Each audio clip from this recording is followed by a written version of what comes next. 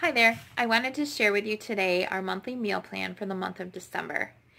And it's a question I get a lot is how do you meal plan for an entire month at a time? It can be a bit overwhelming at times just to see all those blank spaces. And so I just kind of wanted to share with you just kind of the system that we go through.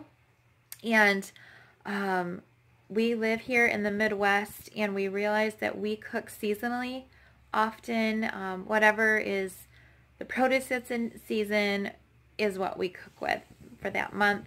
And then also just the weather. If it's nice out, we grill a lot. If it is colder out, we tend to want, soups and stews and just kind of comfort food type stuff. And so those are a couple of things that we take into consideration. We also realize that we make almost the same things like every December and every June. And so I keep my monthly meal plan from the year previous so that I can reference that, which is really helpful because sometimes you kind of forget what your family even eats. And so hopefully this will help you be inspired when you make your monthly meal plan for your family. Okay, so here's where we're starting with our menu planning. I get a monthly calendar that I can fill in. This is from Mama Jen, blogspot.com is where I picked up this one. I really like it because I can fill in the month and the year and all of the days, and I often like to use colored ink depending on what month it is. This one is red. I don't know if you can see it very well for December. So I'll go through and fill that out. And then the next thing I do is I'll fill in the non-negotiables, the things that we have scheduled. So every Wednesday night we have an Awana dinner, and that's a church-wide Awana dinner, and so we have that for the first 3 weeks. Pretty much everything down here, the second half of the month is a little different this month because it's December and we have all of those holidays and celebrations in there. So for the first 3 weeks we have the Awana dinner. Then the other thing that I'll do is I'll put in all of our youth group events. We had an airsoft event up on the 1st of the month, and then we have quite a few parties here and there in the rest of the month.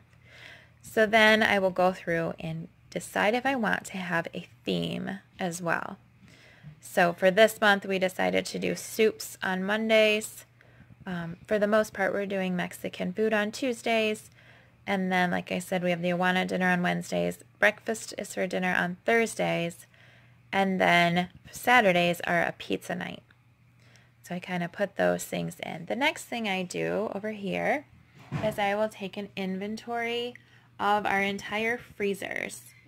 I have 3 freezers in my home, and I like to keep them well stocked.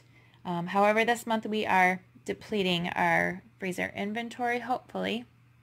And so I go through and I even put a freezer meal. We have Chipotle chocolate chili and we have 5 pans.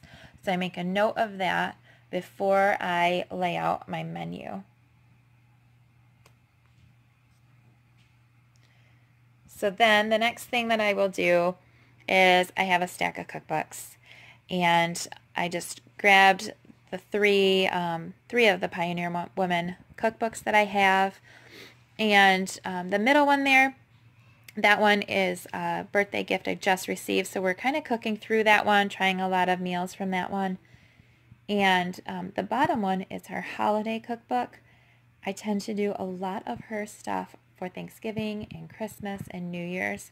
So I like to have that one out as a guide, a reminder to me of the different things that we like to have for the holidays. And then her dinner time one, really the top 2 are a lot of quick and easy meals, and that's what this month is about, is quick and easy meals that still taste really good and that my family loves. And so I like to have those as some inspiration, and they kind of give me ideas of what to put on our menu. I find that sometimes when I sit down to a blank canvas like this, I get overwhelmed with just the amount of spaces. And you kind of forget what your family likes to eat. So I like to have just some ideas here.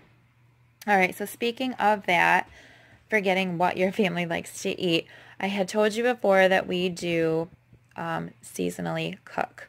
And so the idea here is that if I wanted to, I could just take last year's menu and I could duplicate it, and I would be able to have a menu already done that would still make sense for our family. So I happen to have 2015, 2016, and 2017 now is done. And it's just really nice to be able to look back and say, oh yeah, we grilled white barbecue chicken every June, and we really enjoy that. So we want to make sure that we put that in again this June. It has worked really well for us to do it that way. It keeps track of the things that we like, the things we don't like. It just makes it so much easier. So then I just go in and I start filling in the days with freezer meals that I want to try, and meals that we just always love, those tried and true. So for the Airsoft night, remember I had 5 pans of that Chipotle chocolate chili, and for Airsoft nights, I'm just not sure how many people are going to be here for dinner, and so I like to have something in a crock pot ready to go. So I put that on the Airsoft night, and then on Sundays, I really like to have things that are just ready to pop in the oven or in the slow cooker so that it's done for us after church. I also did, like Tuesdays we have tacos, and that Friday is taco salad. So we'll be using like the leftover taco meat for our meal on Friday. Same thing with this week, it's chicken tacos and chicken taco salad. And that just kind of keeps it not as boring, I guess, with leftovers. I will say we're not real good at eating leftovers as a second meal, like within the same week.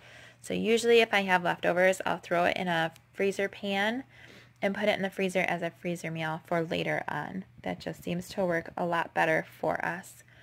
Another thing I wanted to mention is it's okay to have some blank days. Like New Year's Day, I don't have anything filled in, because I'm the type of person who really does, I like to read cookbooks, I like to look around on Pinterest, and I like to find different recipes to try. So it's okay to leave some days open that I'll figure that out later and I'll fill it in.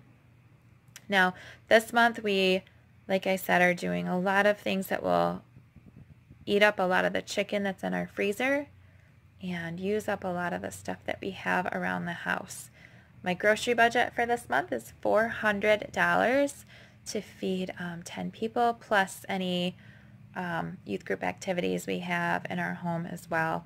And it's super doable. I'm hoping to put up a video as well of us grocery shopping for this first week of December. I already did my grocery shopping for this week, and we went over just a little bit. I really give myself grace on that, though, especially when we drop it down to only $400 a month. And so I did go over a bit, but like I said, grace is awesome in that situation, because it does cost quite a bit of money to be able to eat healthy, and that's also another big thing for us. So I hope this was helpful to you, and maybe helps spark something for you to be able to do your family's menu. Thanks.